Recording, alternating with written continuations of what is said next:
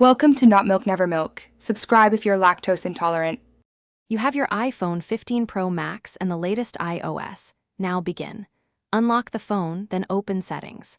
Once done, use the Settings search bar and type Standby to find the exact toggle quickly, because this feature can be buried. Make sure you're not in low power mode or guided access, which can change behavior.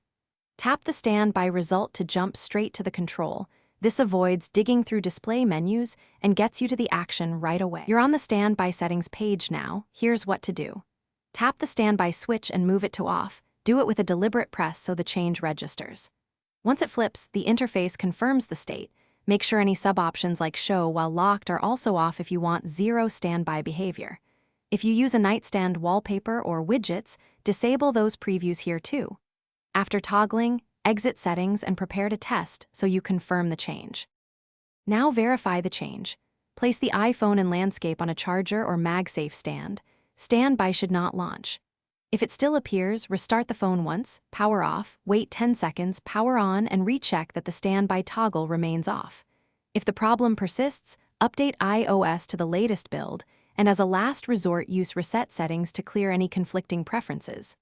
One key tip: restarting usually clears cache states, so try that first before.